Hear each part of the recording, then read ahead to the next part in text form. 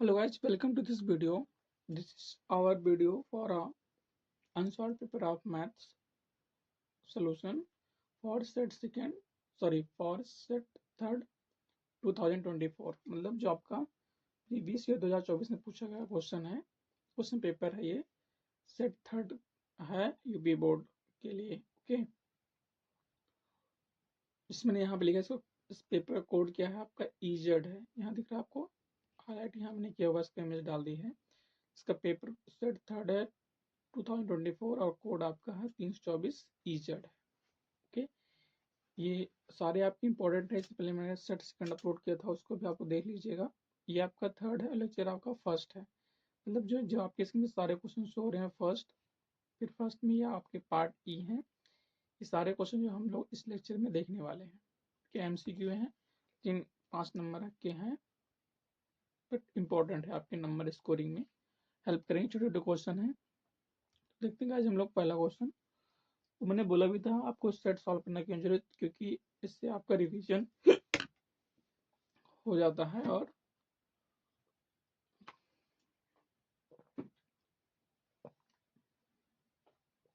आपको जो है क्वेश्चन सॉल्व करने की आइडिया लग जाती है। ओके, तो पहला क्वेश्चन देखो आपको क्या दिया है, डू ऑल द पार्ट्स, मतलब सारे पार्ट्स के करने हैं क्वेश्चन नंबर 1 के। तो select the correct alternative of each part and right it in your answer book. सारे पार्ट को सिलेक्ट करना है और अपने बुक में आपको लिखना है, मतलब कोई आपको आंसर्स वो जो है टिक करने वाली नहीं मिलने वाली जो आपको 10th में मिलती थी। बोला गया ना साफ साफ, select the correct alternative of each part and right in your answer book. Okay guys, तो पहला हमें क्वेश्चन क्या दिया गया है, पहले का पहला पार्ट कि in this set of a real number the relation are defined by this. मतलब कोई आपका सेट दिया गया है, इसका रियल नंबर का दिया गया है।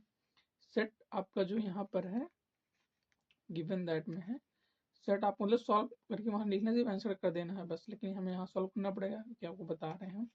सेट ऑफ रियल नंबर दिया गया है और यहाँ पे जो रिलेशन डिफाइंड है, किस तरह डिफाइंड है, no R relation.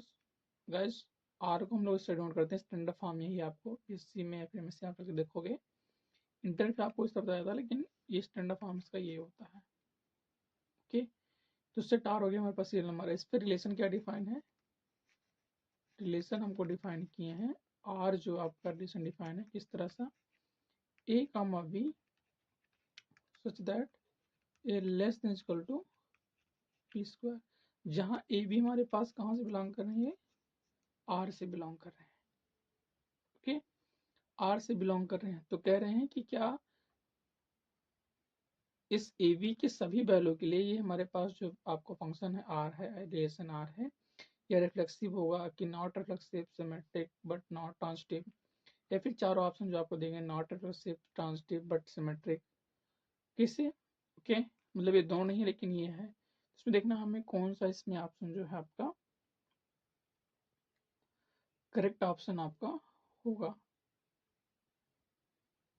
Okay guys, तो हम लोग सबसे पहले देखें इस लेसन में है जो हमें दिया गया, हम लोग आपको देख रहे हैं यहाँ सिमेट्री रेसिप्रोसिटी फाइंड करनी है, तो हम लोग देखते हैं सिमेट्री लागू होगी नहीं लागू होगी, कैसे सिमेट्री कैसे आप लोग देखते हो, पहला हम लोग उठाते हैं रिफ्लेक्सिविटी को, रिफ्लेक्सिव को उठा लेते हैं, ठीक है, रिफ्लेक्सिव हमने लिख दिया।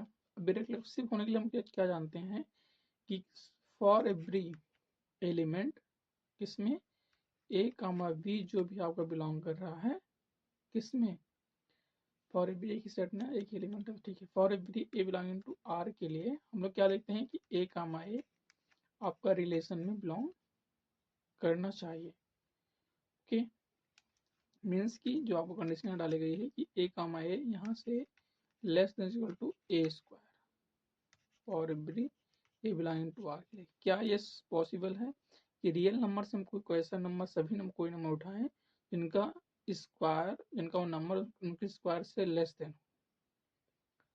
तो अगर आपको एग्जांपल यहाँ दें, ये सभी पॉसिबल नहीं सभी एलिमेंट के, कैसे, अगर इसे आप लोग ले लो इरेशनल नंबर, ठीक, कैसे होते हैं वो, मतलब इरेशनल नंबर जैसे लोगे आप लोग, होल नंबर, नेचुरल नंबर, ये सब लोगे आप लोग, तो ये तो बड़ा आएगा, सही बात है। जैसे अगर हम लोग ए बराबर यहाँ चूज कर लें 3, तो जाहिर सी बात भाई 3 less than equal to 3 square means 3 less than equal to 9। अगर ये हम लोग यहाँ चलो ठीक है -2 ले लिया, तब भी आपका -2 इस लेस देन होगा किससे, -2 स्क्वायर से। इस कंडीशन पुट करने पर तो मतलब -2 लेस देन इक्वल टू 4, ये बात है। लेकिन अगर हम लोग अब जानते हैं रियल नंबर में रेशनल नंबर भी आता है, रेशनल नंबर भी आता है, सारे में कलेक्शन होता है। तो लेकिन अगर हम लोग यहाँ पे ले लें रेशनल नंबर, ओके, मीन्स कि if we taking a equal to ले लें हम लोग, जो इक्वल टू 1/4 ले लिया, क्या ले लें हम लोग, ए इक्वल टू 1/4, तो क्या इस प्रॉपर्टी सेटिस्फाई करेगा, मीन्स कि 1/4 क्या लेस देन होगा 1/4 के स्क्वायर से, और you can say that 1/4 is less than 1/16। क्या 1/4 1/16 से लेस होगा, नो, कि 1/16 जो है 1/4 से भी छोटा नंबर है। तो इसका मतलब क्या होगा, हमारे पास जो फंक्शन है वो रिफ्लेक्सिव नहीं है। ये रिलेशन जो आ रहा है आपका डिफाइन है, रिफ्लेक्सिव नहीं है। इतनी बात क्लियर हुई ना। अब हम लोग इसकी सिमेट्रिसिटी भी चेक करते हैं, क्या सिमेट्रिसिटी भी देख लेते हैं है कि नहीं है। ठीक है, दूसरा हम लोग देखते हैं इसकी सिमेट्रिक प्रॉपर्टी को।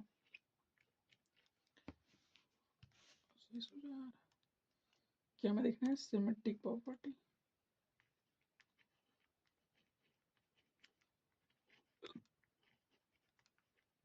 क्योंकि सिमेट्रिक में आप लोग क्या कहते हो कि फॉर एवरी यहाँ पे 2 एलिमेंट लेते हो, ए कॉमा बी बिलोंगिंग टू कहाँ से, रियल नंबर से। तो ये किस तरह सेटिस्फाई करनी चाहिए कि ए लेस इक्वल टू आपका बी स्क्वायर चाहिए। अभी आप देखे थे रिलेशन वहाँ पे दिया गया था, वहाँ पे हमारे पास सेम नंबर था, तो ए लेस इक्वल टू हमने स्क्वायर किया था, बट यहाँ डिफरेंट है तो ए लेस इक्वल टू हमने कर दिया बी स्क्वायर। तो क्या ये सभी रियल नंबर के लिए पॉसिबल है कि आप कोई 2 नंबर उसको उठाओ तो वो नंबर पहला वाला सेकंड वाले के स्क्वायर से लेस देन होगा? ऐसा पॉसिबल नहीं। कैसे, एक एग्जांपल दे दूँ आपको। अगर यहाँ पे आप ले लो लेट ए बराबर क्या ले लो आप लोग -1 ले लो, निगेटिव में कोई नंबर ले सकते हो आप लोग, कोई ले लो, कोई दिक्कत नहीं है। बी आप लोग पॉजिटिव नंबर ले लो 5 ले लो। तो अगर यहाँ देखो आप लोग तो एंड हम लोग क्या कहते थे, A less equal to N and B less equal to A square होना चाहिए। ये सिमेट्रिक कंडीशन हम लोग दोनों दिखाते हैं ना, A comma B belonging to R and B comma A belonging to R. तो जब ए हुआ ए कामा ए तो सेटिस्फाई कर रहा है, ये कब है जब बी कामा ए वाला है तो, ठीक है। अब यहाँ से अगर देखिए हम लोग ए कामा बी देखते हैं तो हमारे पास जो रिलेशन कह रहा है कि वो लेस देन हो चाहिए बी स्क्वायर से, तो यहाँ कितना हो जाएगा -1 लेस इक्वल टू 5 स्क्वायर, ठीक है। कि ए हमने कितना माना -, और बी हमने 5 लिया, तो लेस इक्वल 25। हाँ ये तो हो रहा है, लेकिन इसका ये वाला केस देखें क्या पॉसिबल है, मीन्स की बी कामा ए कर दें अब, तो बी हमारे पास 5 है लेस इक्वल टू -1 के स्क्वायर से, मीन्स ये क्या हो जाएगा 5 लेस इक्वल टू 1। मुझे बताओ क्या 5 1 से छोटा है, नहीं, 5 1 से बड़ा, तो इसको कॉन्ट्रडिक्ट कर रही है। मतलब this implies guys relation R जो हमारे पास है, relation R is not symmetric, ठीक है। आपका जो रिलेशन आर है वो सिमेट्रिक भी नहीं है, तो रिलेटिव तो पहले से नहीं था, सिमेट्रिक भी नहीं है, ट्रांजिटिव बचता है। एक और देख लेते हैं ट्रांजिटिव वाला केस क्या है।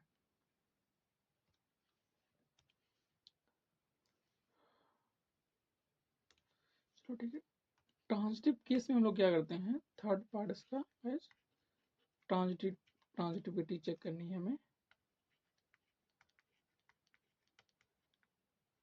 Okay, transitive part. अब ट्रांजिटिव में आप क्या कहते हो, आप कोई 3 एलिमेंट उठाते हो और बोलते हो कि अगर फर्स्ट 2 का रिलेशन बिलोंग कर रहा तो फर्स्ट और थर्ड का रिलेशन भी उसमें आना चाहिए ना। मीन्स कि आपने यहाँ पे कोई एलिमेंट, चलो ठीक है, अगर उठा लेट हम लोग बिलोंग कर रहे हैं कि ए कामा बी कामा सी बिलोंग कर रहे हैं रियल नंबर आर में, क्या क्या सेटिस्फाई करेगा। हम लोग ए बी ले रहे हैं तो कंडीशन का डेरिवेशन किस तरह डिफाइन किया गया है, a less than equal to b square होना चाहिए अगर मान लो r में है तो, और b कामा c भी अगर r में है तो क्या सेटिस्फाई करेंगे, b less than c square. Then हमें क्या शो करना है कि a और c का रिलेशन भी गाइस ये सेटिस्फाई कर इस तरह को। अगर ये हमारे पास तीनों कंडीशन होल्ड हो जाएंगी सभी रियल नंबर के लिए, तो हमारे पास फंक्शन जो रिलेशन डिफाइन और ट्रांजिटिव हो जाए। तो यह भी आपका करेक्ट आंसर नहीं, क्योंकि इस समय देखो दोनों आपके फॉल्ट है। रियल नंबर में ये सेटिस्फाई सभी नंबर को नहीं करता है। आप जानते हो सभी नंबर के आप लोग चेक करते हो फॉर फ्री के लिए। तो यहाँ अगर आपको एग्जाम्पल दें तो शायद क्लियर हो जाए। पहले के लिए हम लोग ले लेते हैं लेट, पहले तो दो इसमें हो तो तीसरा में शो करना होता है। मतलब ए बराबर आप लोग 2 ले लो और बी बराबर ले लो आप लोग -3। तो क्या इसको सेटिस्फाई करेगा ए बी को गाइज। यहाँ से बी में क्या मिलेगा, 2 लेस इक्वल टू -3 का square means 2 less equal to आपका 9। ठीक, ये तो मिल गया है। अब 3 के साथ कोई एक नंबर ले लें हम लोग बी सी के लिए। तो लेट बी बराबर माने तो सी में रहेगा, सी बराबर आप ले लो 1 ले लो एक नंबर। ठीक, आपको खुद ढूंढना एग्जाम में, कोई बताने वाला नहीं है। तो हमारे पास बी सी क्या मिलेगी इसके अकॉर्डिंग, -3 लेस इक्वल टू -1 का स्क्वायर मीन्स -3 लेस देन 1। हाँ ये भी ठीक है। तो अब दिखाना है कि ए सी मतलब ए ये है सी ए है, मीन्स ए सी मीन्स ये दिखाएगा हमें ए का स्क्वायर मतलब 2 का सॉरी ए लेस देन होना चाहिए सी की वैल्यू से 1 के स्क्वायर से मीन्स 2 लेस इक्वल टू 1। मुझे बताओ क्या 2 1 से छोटा है, no, always 2 is greater than 1। तो ये आपका गलत है। मतलब कि जो रिलेशन आपका आर है वो क्या होगा, ट्रांजिटिव भी नहीं होगा। This implies R is also not transitive. Guys ये एक नंबर में था लेकिन अच्छा क्वेश्चन था, पूरा आपका सिमेट्रिसिटी आपसे देख लिया एक ही क्वेश्चन में। तो आपका जो रिलेशन डिफाइन है तो वो ट्रांजिटिव है, ना ही सिमेट्रिक है ना ही रिफ्लेक्सिव है।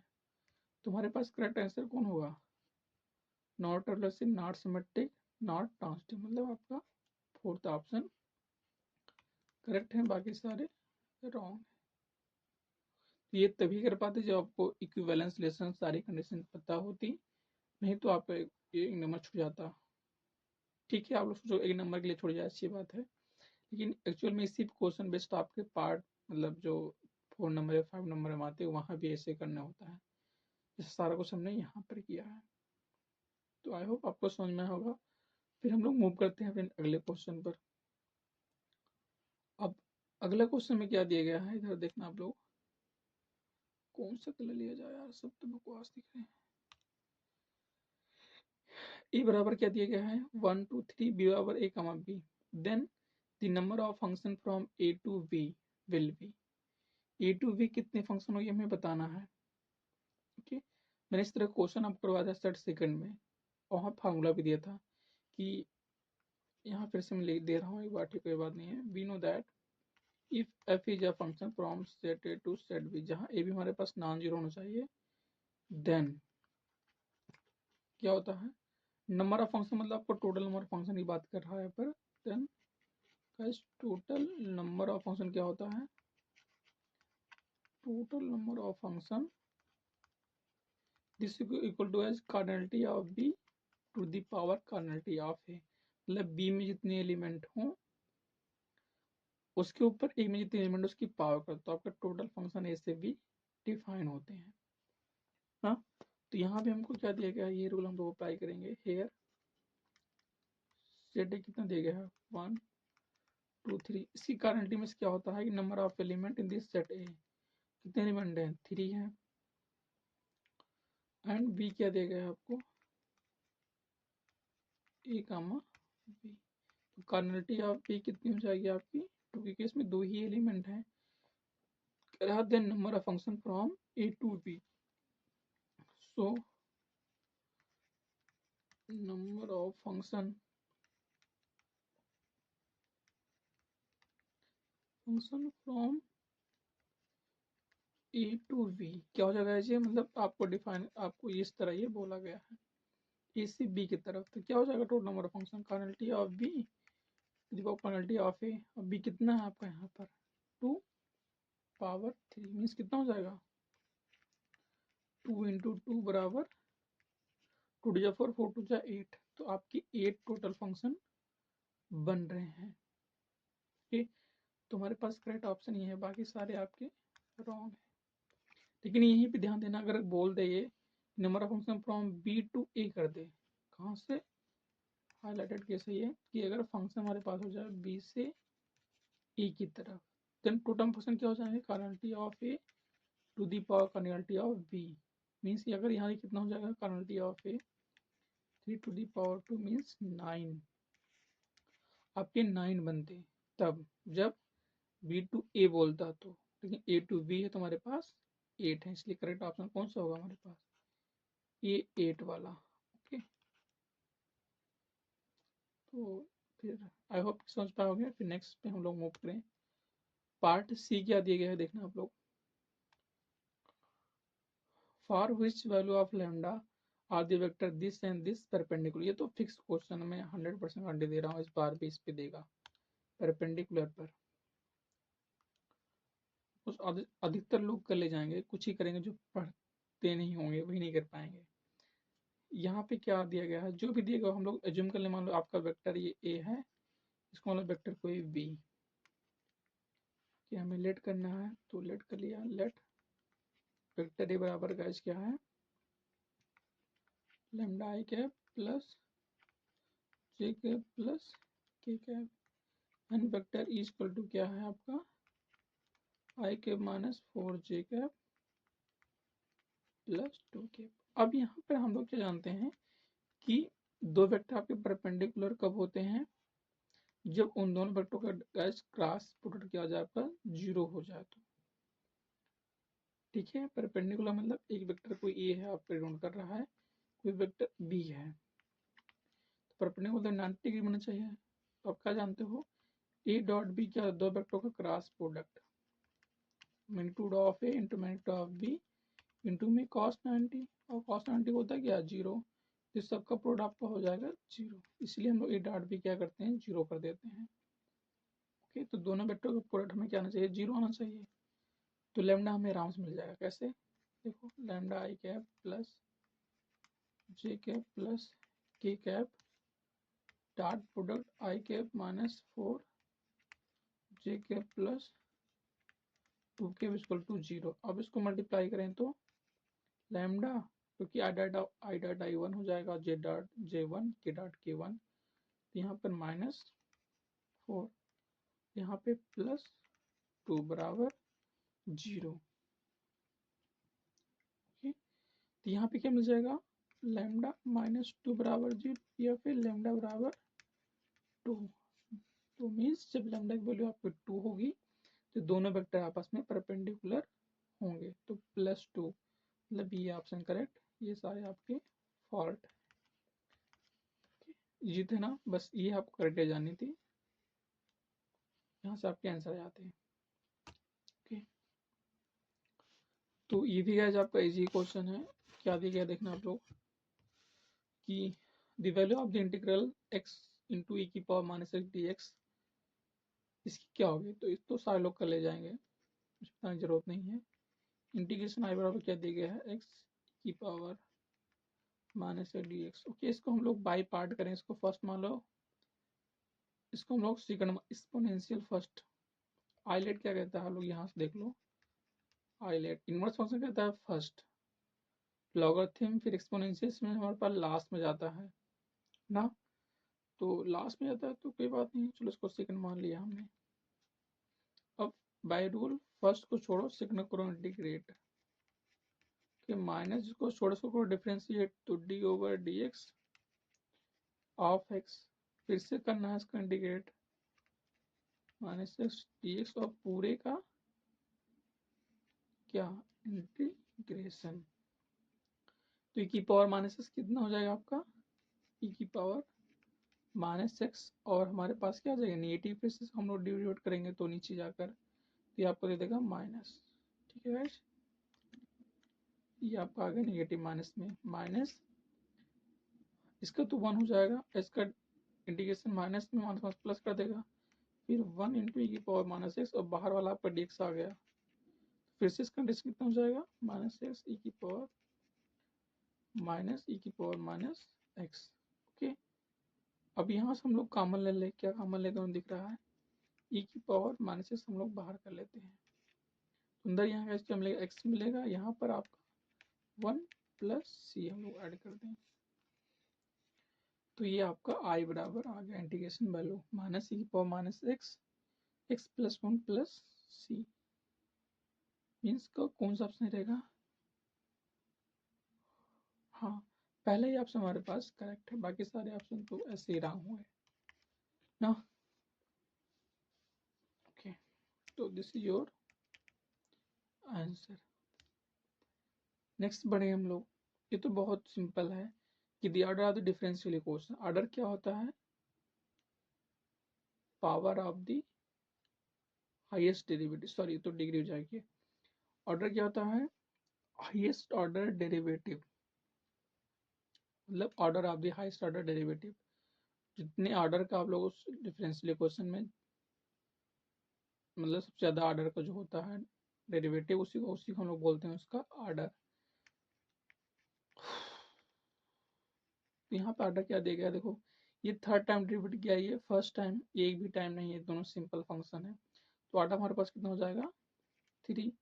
वैसे डिग्री कितनी होती है इसकी बताओ आप लोग, डिग्री क्या होती है हाईएस्ट ऑर्डर डेरिवेटिव का जो पावर होता है, तो यहाँ पे अगर आप लोग देखो पावर कितनी दी गई है, पावर इसकी पावर कितनी है 2 है, इसको मत लेना इसकी पावर ज्यादा, इसकी पावर 3 आ जाएगी, गलत हो जाएगा वहीं पर, इसकी जो सबसे ज्यादा डेरिवेटिव उसकी जो पावर है उसका आपका डिग्री हो जाएगी, तो डिग्री यहाँ पर कितना हो जाएगा 2 हो जाएगी। ओके, तो कौन सा ऑप्शन ऑर्डर पूछा गया था, ऑर्डर आपका 3 आ रहा है, बाकी सारे रॉन्ग है ना।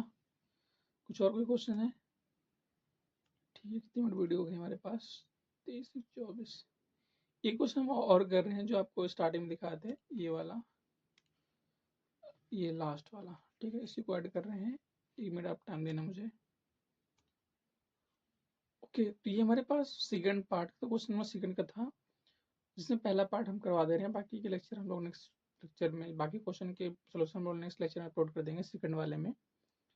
इसमें टैग क्या रहेगा unsolved paper of math of set third 2024 lecture second, ठीक है।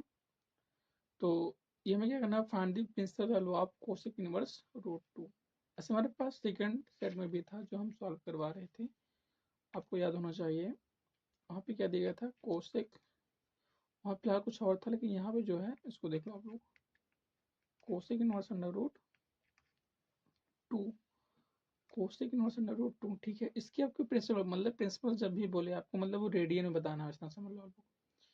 तो कोसेक इनवर्स अब बताओ, ये समझो आप लोग, यहाँ से इनवर्स हटाना है तो मुझे क्या देखना पड़ेगा कि किस वैल्यू के लिए कोसेक रूट 2 आता है, तो यहाँ हम लोग क्या जानते हैं we know that cosec pi by 4 ये आपको क्या देता है रूट 2 देता है, ठीक है। क्यों, फिर साइन आप जानते हो साइन को उल्टा कोसेक होता है साइन पाई बाई 4, यानी साइन 45 कितना आता है 1 बाई रूट 2, तो उसको उल्टा कर दो कोसेक पाई बाई 4 मतलब रूट 2, तो यहाँ हम लोग पुट करेंगे क्या cosec inverse in bracket dash cosec pi by, और ये इनवर्स में आप खत्म, क्या बचा simple pi by 4, it is your answer. तो इसका cosec find the principle of cosec inverse कितना हो जाएगा आपका पाई बाई 4 हो जाएगा। ओके, सो ओके, फिर इतना शायद शायद क्या इतना ठीक है, तो हम लोग मिलते हैं फिर नेक्स्ट लेक्चर में। Thank you very much for watching the video.